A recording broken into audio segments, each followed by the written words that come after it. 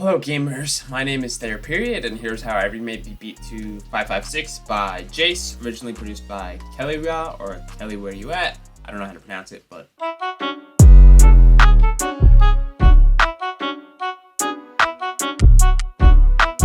The first thing I put down was this bassoon.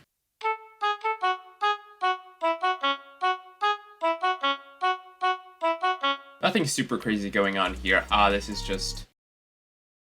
Oh, I lied. Sorry, this is not a bassoon, it's actually an oboe. So this is really just the oboe preset in Purity with the release tweaked a little bit just to have a little bit more fade out than the original preset. Nothing super crazy going on. I just knew it was like a kind of weird woodwind sound. Then for effects, I just ran it through a transient shaper. I boosted the attack a little bit to make it a little more staccato and then cut some of the sustains so cut off a little faster.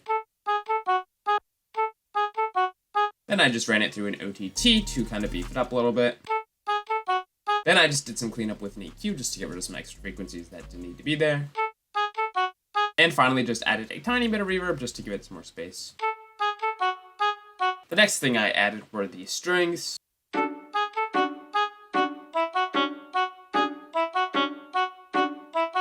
Again, nothing really interesting going on sound design wise. This is just the pizzicato strings preset in Purity. Again, I ran it through a transient shaper to boost the sustain a little bit and also the attack to make it a little more stabby and then also have a little longer of a fade out, along with just some EQing. Then I added this piano.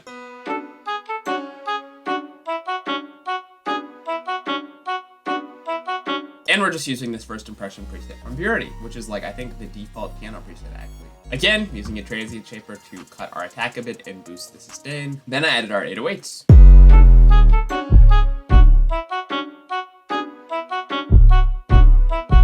I actually made this first 808 in Serum. It is just a triangle wave with a classic 808 pitch dive done with our envelope 2. It's just controlling the chorus pitch and doing an octave dive really quick, give you that punch. Very standard in 808 making. Then our envelope is kind of shaped like this, and we are set to mono and legato. Now the interesting thing going on is I am actually modulating this up portamento time. So you can't actually see this in the original video I posted because I wanted to keep it pretty, but there's actually an automation clip down here that is controlling the glide amount for the 808. Essentially what it is doing is turning our glide off for the first 4 bars and then adding a very long glide for our second half just to kind of create a nice downward swoop. Like if you watch this portamento knob right here, you will see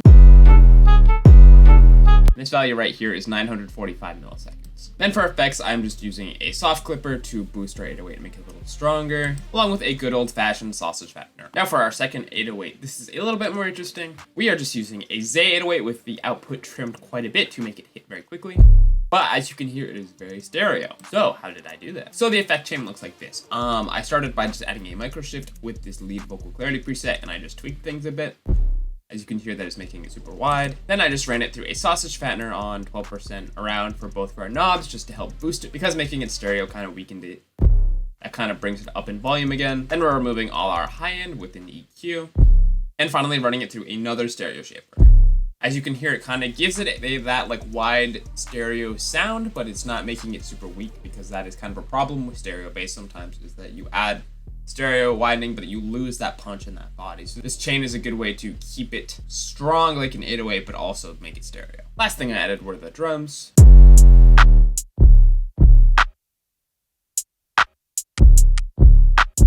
Nothing super crazy going on. Just this icy hi-hat, our filtered clap, this scraper that I kind of turned into like a rim clicky type sound by just tweaking the output and then adding a little bit of stereo delay. And then finally just this filtered basic snare, which I shortened a bit and then added a low pass filter on just to make it a little less harsh. And yeah, that is everything.